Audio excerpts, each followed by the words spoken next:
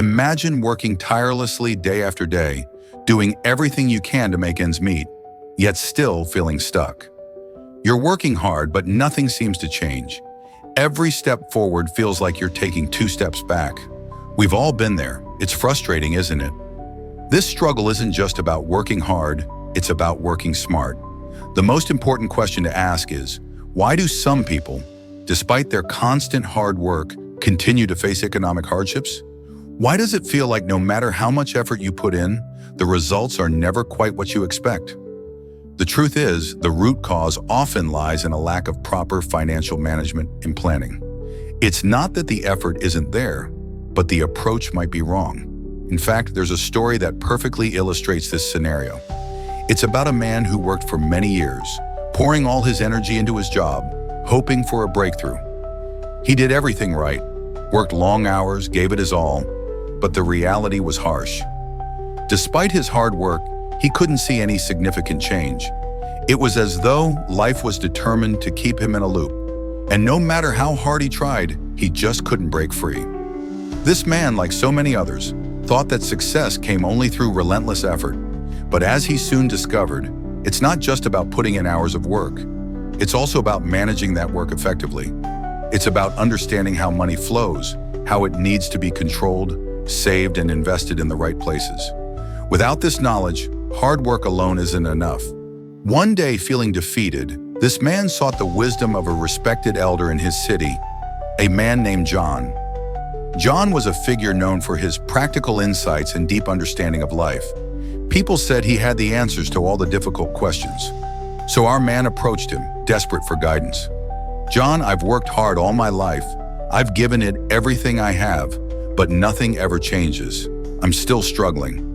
Please tell me, what am I doing wrong?" he asked, genuinely seeking an answer. John listened patiently and then offered the most important advice of his life. "Hard work is essential, but without the right financial planning, you're just running in circles. You need to change your approach," he said. "Success doesn't come by working hard alone. It comes from working smart, from managing your money wisely." The man was confused. He had worked tirelessly, yet financial success always seemed elusive. But John wasn't done yet. He explained that financial success isn't just about making money, it's about how you manage and grow that money. John's words weren't just motivational, they were practical and actionable. "First, you need to learn how to live within your means," he said. "If you're making $5,000 a month, don't spend all of it. Even saving $500 or $1,000 every month will start to make a difference." It sounded simple, but the man knew it wasn't as easy as it seemed. In a world where expenses constantly increase, saving money can feel impossible.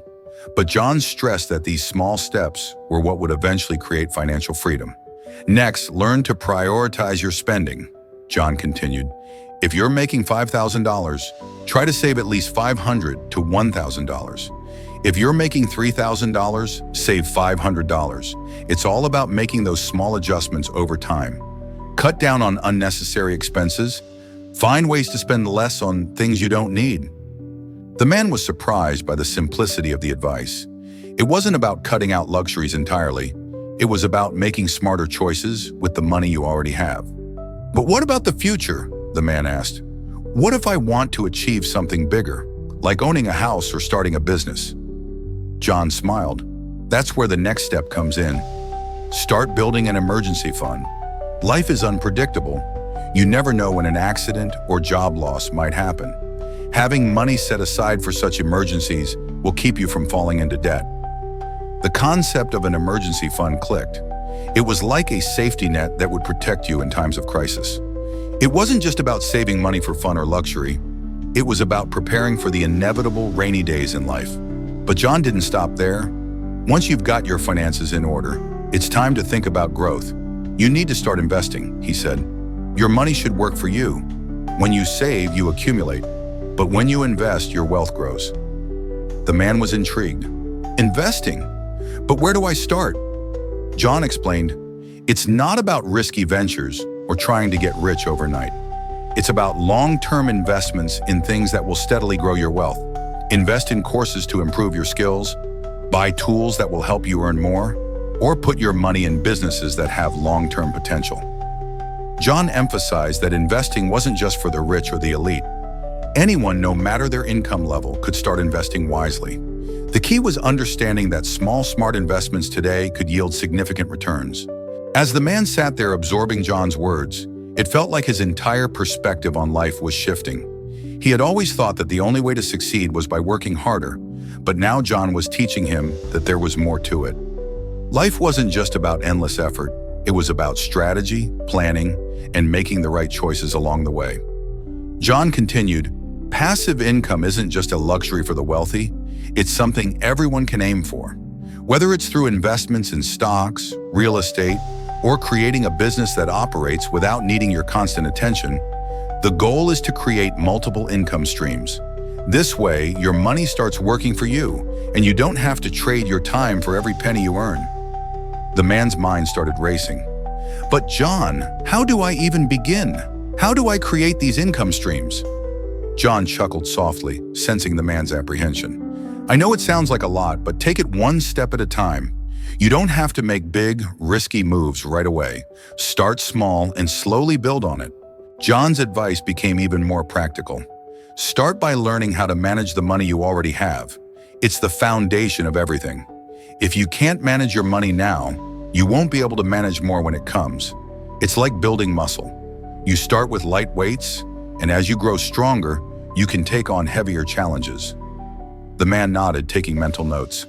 "Then," John added, "find ways to cut back on unnecessary spending. If you can't cut your expenses, you'll never have the savings to invest. But if you can, even by just a little, those savings will build up over time." The man felt a sense of control beginning to return. These weren't just vague, far-off ideals. These were concrete actions he could take right now. He realized that the effort wasn't just in working hard, but in being mindful of where his money went. It was in learning to spend wisely and save intelligently. "But what about the future?" the man asked. "I want to own a home one day. I want to create something meaningful, not just get by." John smiled. "Exactly. And that's where financial planning comes into play. When you start small, even if it's just saving $500 a month, you'll eventually be able to invest that money. That's how you move toward your bigger goals." As they discussed further, John brought up an important point.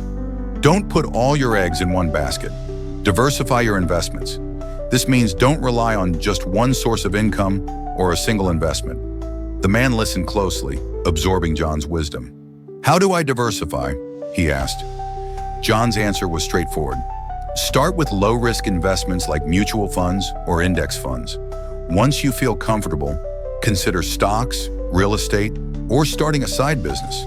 The more you diversify, the more security you'll have because not all investments will react the same way to changes in the market. "But what if I don't have enough money to invest?" the man asked, feeling a bit skeptical. "You don't need millions to start," John said with a smile. "You can begin with small amounts, even $500 or $1,000. The key is to start. The earlier you begin, the more time your investments have to grow." John leaned forward, his tone becoming more serious. "The biggest mistake I see people make is thinking they can get rich quickly. That's the fantasy. The reality is, financial success is built on consistency. If you keep saving a little each month, keep investing, and stay committed over time, you'll see results." The man looked at him, thinking about what John had said. He had been in the habit of chasing quick wins, thinking he could